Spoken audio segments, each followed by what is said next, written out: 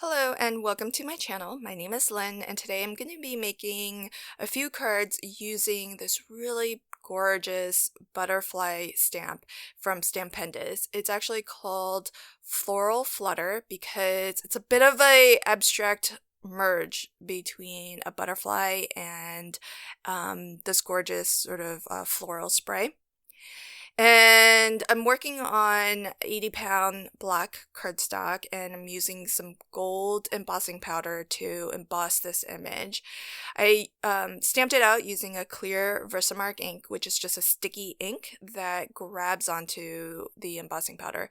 And I think when I flipped the stamp over to remove it, I got a little bit of ghosting. So there's a little bit of a double edge on double line on one of the edges, so I'm gonna just do that again, and you'll see me stamp that out a second time. Before I do that though, I have this solution of gum arabic and water.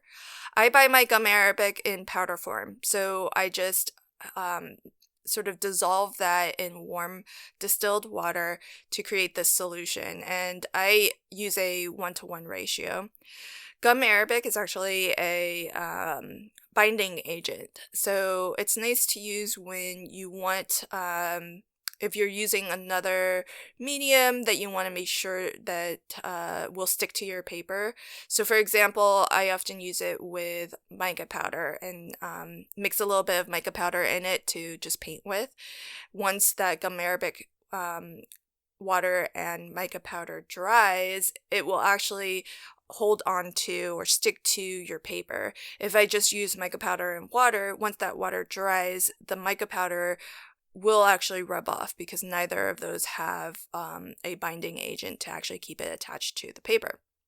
And so here I've actually used it to just spatter with, and I love the look and effect of that because when you put your embossing powder over it, it really holds its shape, and when it dries, it actually dries with some dimension, and in some cases it can be a lot of dimension if you get like a large bubble. And so it's a really cool effect. I hadn't seen it anywhere. I was just playing with my different supplies and media because I wanted to have a spatter effect, but using my embossing powders, and this is what I came up with. I'm probably not the first to have done it ever, but I have loved doing it ever since. And so so that's the effect that you get with the gum arabic water solution. And I do like to work on larger panels than I intend to use because I will be making US A2 size cards, which are 4¼ by 5½. But by working on or creating a larger panel than I need, I have the flexibility to change my mind later, or and really just frame up and compose the card how I want, and not have to think about that in advance. So while making these panels, I can just really focus on creating them and not have to worry about what the final card is going to look like. So here I am stamping onto just some plain white cardstock. This is 100-pound smooth white cardstock, and I am stamping with my VersaFine ink. This is a pigment ink and it has a longer open time, meaning it doesn't dry right away. So it's perfect for using your embossing powders and embossing. And so what I've done was generously put some clear embossing powder over this and have heat set it with my heat gun. That gives, it doesn't change the color of your stamped impression, but the clear embossing powder is nice because it gives it that little bit of a shine, and as well you have that nice enamel finish to it. I did clean off my stamp with a cleaner. Usually I just wipe it with my microfiber cloth, but I wanted to do another technique where I stamp with clear, just clear, and I didn't want any black to transfer. So I wanted to clean this off really, really well, and I find stamp cleaners are really good for that. And whenever I use a cleaner, I do always spritz it with water just to um, kind of get all of that chemical off of the stamp, just in case, leaving it on there does anything to the stamp long term. It's probably unnecessary to do. I'm sure these formulations are safe for stamps because that's what they're created for, but I just like to take that extra precaution. And I know you can't see anything, but this is clear Versamark stamped, and then clear embossing powder that's heat set over it. So it just looks like a lot of white right now. But this is actually called the Emboss Resist technique because essentially where we've stamped and embossed, that that enamel finish is going to trap, the white of the paper. And so whatever color gets applied over top of this will will just move around where we've embossed. So that embossed area is going to resist taking on any color. So this is a kind of a quick and easy way to get color onto your stamped images, but not have to sort of color in all of those spaces, which I thought would be a really fun technique to do, especially because this I don't think I could color this and give it justice. So I thought this would be a really fun way to give it a nice burst of color. So I am using my Nuvo Shimmer Powders. I chose 2 of them, even though each one does have a nice mix of color, but one was blue and the other was lavender. And I initially started to heat set it to dry it, but I decided against that because oftentimes I find that leaving it to dry naturally yields a nicer look to my eyes. What I have here is just a piece of copy paper that I've cut an aperture window through. The aperture is actually the full A2 size, so it's 4 1/4 by 5 1/2.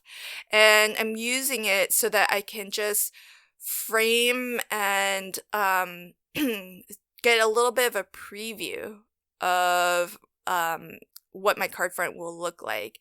And so I drew myself some reference lines so that I know how to cut this down. And you can see I'm struggling to kind of cut off this butterfly image because it's so pretty. It was so hard to cut through it. But I think that it looks a little bit more intriguing to have it sit a little bit off the page. And plus I'm gonna actually save the other half that I cut off, which I guess is slightly less than half, and I'll use that on the second card. So I'll just use my Dymo label here to punch out a little label. I like using these because they're really kind of old school, but very, very effective, I think. And so I first punched out hello, but I thought it was too short and it didn't sort of fit the scale of the image. And so I decided to punch out a second sentiment, thank you, which I thought worked a little bit better. But I'll use the hello on this one because the amount of the butterfly that's showing is less than the other side. So I'll do that again. I'm going to use my same little aperture kind of card previewer here, and I'm going to frame up my panel so that I know exactly how I want to cut this down. And I'm starting with a full USA2 size that I'll be cutting these down to, but I will ultimately trim them even more, just like you saw me do with the first 2 panels, because I will end up adding a matte layer behind these as well. But I wanted to initially just cut these down to my full card front size, just so that I have that option. Again, I like to kind of do whatever steps that I feel most sure of. And that way, especially when I'm working sort of step by step like this, I don't have to have everything figured out for my card at the very outset. I can sort of make some decisions on the fly if I leave myself some options. And so when I looked at it and thought about it more, I decided, yes, I definitely want a matte layer, and I chose this gold pearlescent paper. But it's such pretty paper, and anytime I'm using specialty paper, especially in this way where it's just such a thin border that will be seen, I like to cut out the center so that I can use that. I mean, it's a nice large size of paper, so I don't want that to go to waste because most of it's getting covered up by my panel. So I like to cut out that center, but what I did was cut using the same die that I cut the center out of. I cut some white, just plain cardstock. So I'm going to fill that center back in, and that way I'll still have a very level card front and you won't have sort of a saggy middle. Although, to be honest, I'm not so sure that it's that perceptible. Like, if somebody were to hold the card, I don't think that they would be able to tell. But having said that, I almost always fill the center back in, so I actually haven't done a side-by-side comparison. But it's such a thin layer anyways. I struggle to really believe that most people would be able to tell the difference. But I do like to take that extra step to level things off. So I'm inserting that white layer there, and then I'll insert adhere my top panel to that so everything is nice and level. And I'll do that again on the second card. Even though that first butterfly image had a little bit of ghosting and there's a little bit of double image, I still decided to make that into a full card because I feel like the whole card is a little bit on the abstract side of things anyways, and so maybe that little bit of ghosting isn't the most terrible thing. It doesn't look really off, and especially since it's just the one little edge that was ghosted. So now I'll go ahead and put together the first two, the black and white cards, and here I'm using a black mat, and I did not gut out the center of my black cardstock, which you could definitely do, but because it's just plain paper, it's not quite as expensive as specialty paper, so I don't mind using the full panel there. But certainly, if you wanted to save your save some paper and make it stretch a little bit, you could definitely gut out the center of this too and do the exact same thing as I did with the gold pearlescent paper earlier. And I'll go ahead and get these two cards assembled, which I think both of them turned out nice. I love these clean and simple cards because it really focuses your attention to the image, and so I think it's rather striking. Here I'm using I think I end up combining maybe two die sets. These are from the Open House series from Spellbinders, and they're meant to be steps leading up to your front door, but I think they're really great for sentiment strips, so that's how I'm using them. There's one die that will cut just the strip, so I've cut that out of black cardstock. And then you get different sentiments that will cut into your card. And if you combine the two, then you get a full sentiment strip. So that's what I've done with my gold silver. I was able to find, or gold, not silver, but gold foil paper. And I was able to find a little bit of mirror paper in my little box of scraps. And so that's what I've die cut these from. But I'll use grateful on one and thankful on the other, and I'll attach them with just a little bit of my low profile foam. So these are just 1 millimeter thick, and if you've been watching my videos lately, you know that I'm a huge fan of this low profile foam. I just love it because it just adds a little bit of dimension, but it's still going to be an easy mailer. Okay, so this panel is dry now, and what I've done is just take a shop towel and wiped over my butterfly image just to get any of that shimmer powder that dried on top of the white. It just cleans it up a little bit. And looking at it now, I wanted to just deepen the color around the border of some of this butterfly a little bit.